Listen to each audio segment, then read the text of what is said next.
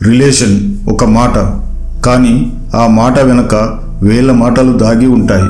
ప్రేమ, నమ్మకం, భయం, అలవాటు, బంధం, బానిసత్వం అన్నీ ఒక మాటలో కలిసిపోతాయి.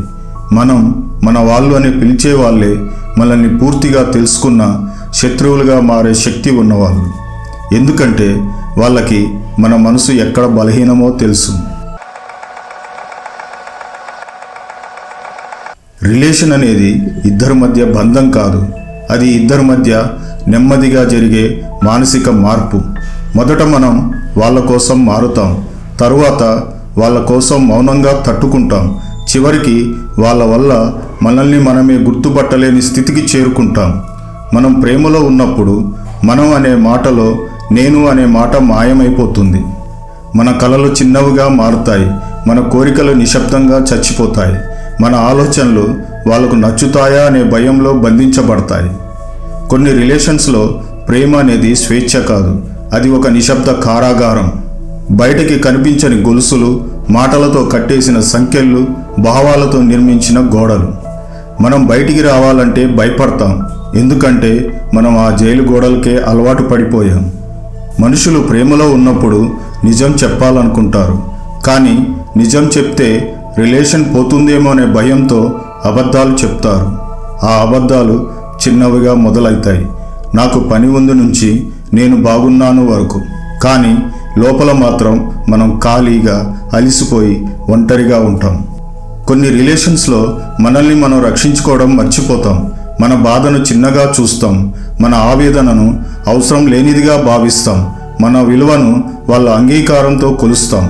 వాళ్ళు సంతోషంగా ఉంటే మనం సరిగానే ఉన్నామనుకుంటాం, వాళ్ళకు దూరంగా ఉంటే మనం పనికిరాని వాళ్ళమని భావిస్తాం.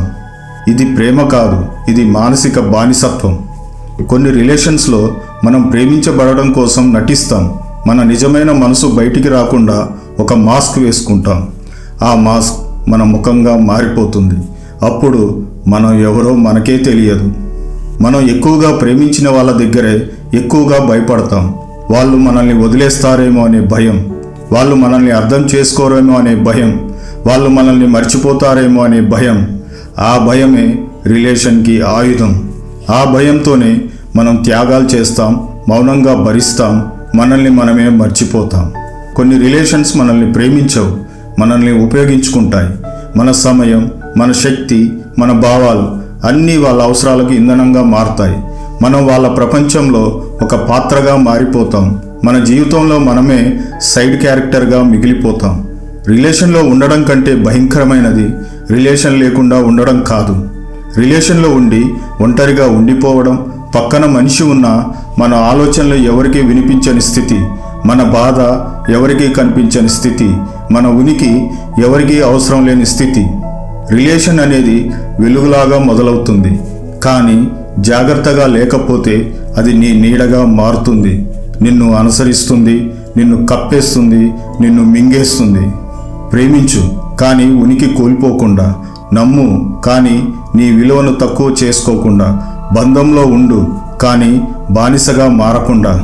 ఎందుకంటే కొన్ని రిలేషన్స్ నిన్ను ప్రేమించవు, నిన్ను నెమ్మదిగా మాయం చేస్తాయి.